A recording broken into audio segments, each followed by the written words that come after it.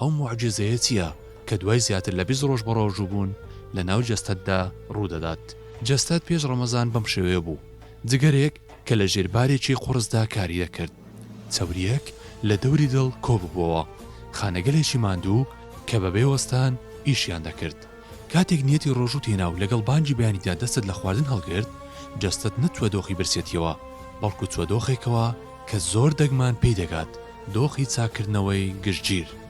لە ڕۆژی یەکەمدا جەستە دەست دەکات بە سوتاندنی ئەو چەوریانەی کۆکراونەتەوە. لە ڕۆژی حەوتەمدا ئەو قۆناغە دەست پێ دەکات کە زانست پێی دەڵێت خۆخۆری خانەیی.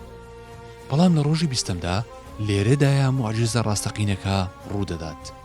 جگەر بە تەواوی لە چەوری پاک بووەتەوە، پەستانی خوێن لەسەر دڵ کەم دەبێتەوە و لێدانەکانی دڵ ڕێک دەبنەوە. مێشک بڕێکی زۆر لە ئۆکسزیینی پێدەگات کە ڕەنگە ساڵانێک بێت بێبەش بوو بێت لێی. ڕیخۆڵەکان پەردە ناپۆشەکەیان بە تەواوی نۆژەن دەکەنەوە. جەستەی ئێستات دوای زیاتر لە 20 ڕۆژ ئەو جەستەیە نییە کە ڕەمەزانی پێدەست پێ کرد. زانست ئەوە ناودەنێت داڕشتنەوەی بەرنامەی خانەکان. خوای گەورەش لە قورئانی پیرۆزدا فەرموویەتی: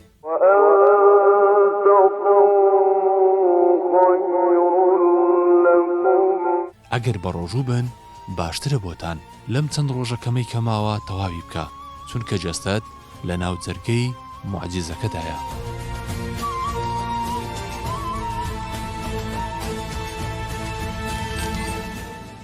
میهرەبانی، دڵسۆزی و لێزانی.